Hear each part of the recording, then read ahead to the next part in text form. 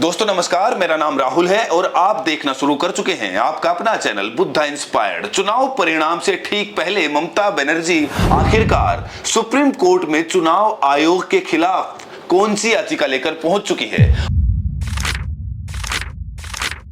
और आज बंगाल में दोबारा से वोटिंग करवाने की नौबत क्यों पेश आ गई है। आप सभी को पता है कि 23 अप्रैल को बंगाल में पहले चरण का मतदान खत्म हो गया था और 29 अप्रैल को दूसरे चरण का मतदान भी खत्म हो गया था। सभी को लग रहा था कि 4 मई को बंगाल चुनाव के परिणाम घोषित हो जाएंगे, लेकिन 4 मई से पहले 2 मई को बंगाल की 77 सीटों पर दोबारा से वोटिंग करवाने की कवायद क्यों पेश आ गई है, उस बारे में भी विस्तार से बात करेंगे। लेकिन सबसे पहले चुनाव आयोग के बारे में, केंचुआ के बारे में बात करते हैं। दोस्तों, चुनाव आयोग ने हाल ही में एक नया फरमान जारी किया था जिसके अंतर्गत केंद्रीय कर्मचारियों को काउंटिंग सुपरवाइजर बनाया जाएगा।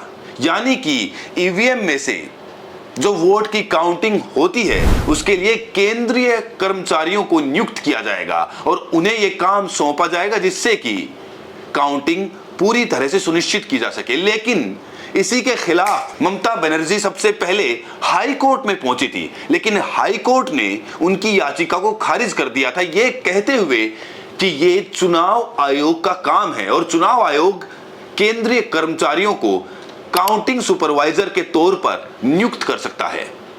लेकिन यहां पर ममता बनर्जी का कहना था कि इससे चुनाव निष्पक्ष नहीं रहेगा, क्योंकि केंद्रीय कर्मचारी कहीं ना कहीं सत्ताधारी पक्ष के अनुरूप काम करते हैं, उनके दबाव में काम करते हैं और इसीलिए इसी याचिका को लेकर सुप्रीम कोर्ट में पहुंच चुकी है ममता बनर्जी और आज उसकी सुनवाई है और इस केस की सुनवाई जस्टिस जोय माल्या बागची की बेंच कर रही है। अब इस पे क्या फैसला आता है, सुप्रीम कोर्ट क्या फैसला सुनाता है, शाम तक हमें यह पता चल जाएगा। लेकिन जरा सोचकर देखिए कि एक तरफ जब एसआईआर हो रहा था तो उसमें भी केंद्रीय कर्मचारियों को यह काम सौंपा गया था, स्कूल के जो अध्यापक थे उन्हें यह काम सौंपा गया था।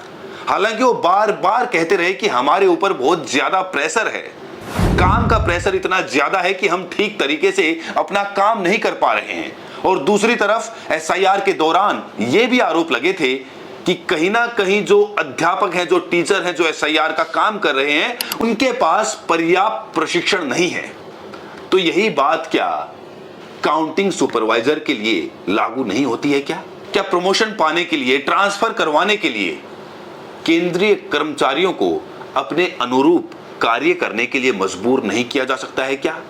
यही याचिका सुप्रीम कोर्ट में पहुंच चुकी है। लेकिन इसके उलट बंगाल में आज दोबारा से चुनाव हो रहा है। दोस्तों, लोग लाइनों में खड़े हैं, वोट डाल रहे हैं और 77 सीटों पर बताया जा रहा है कि धांधली के आरोप लगे थे, पक्षपातपूर्ण रवैये के आरोप लगे थे और इसके बाद चुनाव आयोग स्वयं यह फैसला लेता है कि दोबारा से वोटिंग करवाई जाए, लेकिन सिर्फ 15 सीटों पर।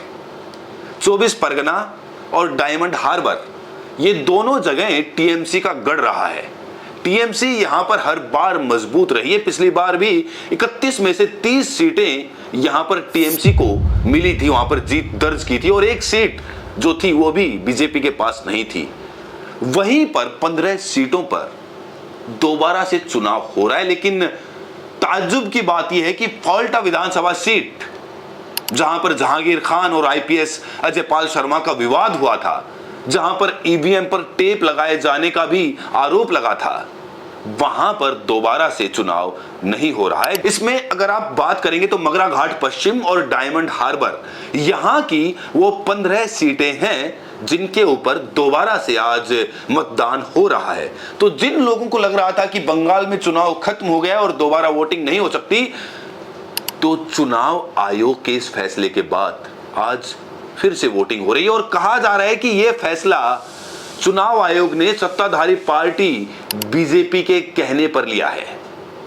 टीएमसी बार बार कहती रहती है, लेकिन चुनाव आयोग टीएमसी पार्टी की कुछ नहीं सुनता है। आप सबको पता है कि स्ट्रांग रूम के बाहर भवानीपुर में खुद ममता बनर्जी सीएम आधी रात को पहुंच गई थी और वहां पर सशस्त्र बलों ने, सेना ने उन्हें स्ट्रांग रूम तक पहुंचने नहीं दिया उन्हें अंदर घुसने से मना कर दिया और उसके बाद वो परमिशन लेकर आती है और उसके बाद वो स्ट्रांग रूम तक पहुंच पाती है और वहां से वो एक वीडियो जारी करती है, एक सीसीटीवी फुटेज दिखाती है जिसमें वो दिखाती है कि किस तरह से ईवीएम के साथ छेड़छाड़ की जा रही है। और पूरी रात वहां पर जो दोनों पार्टियों के कार्यकर्ता थे आपस में भिड़ते रहते हैं।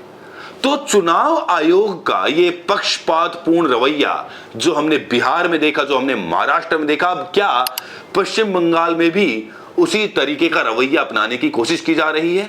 और क्या इस पर सुप्रीम कोर्ट कोई ठोस एक्शन लेगा जिससे कि चुनाव आयोग को भी एक सबक मिल सके?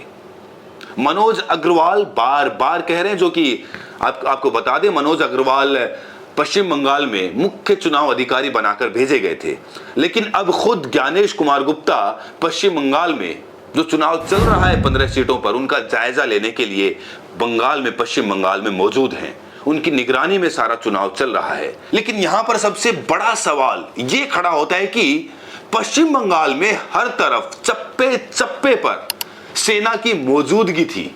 लोग बार बार कह रहे थे कि आज तक बंगाल में इतनी सेना कभी भी लगाई नहीं गई है चुनाव के दौरान, और इस बार जब इतनी सेना तैनात कर दी गई उसके बाद भी चुनाव में धांधली हुई है, ये खुद चुनाव आयोग मान रहा है। और 77 सीटों का जो नाम लिया गया था उसमें से सिर्फ 15 सीटों पर ये दोबारा वोटिंग हो रही है, जिसमें मगरा घाट पश्चिम और डायमंड हार्बर की सीटें शामिल हैं।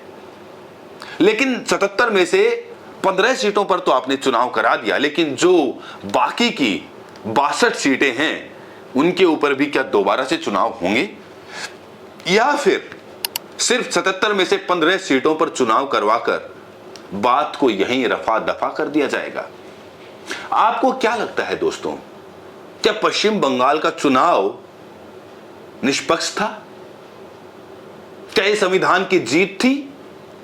क्या लोकतांत्रिक देश में जिस तरीके का रवैया चुनाव आयोग पश्चिम बंगाल में अपना रहा है, क्या वो बर्दाश्त करने योग्य है?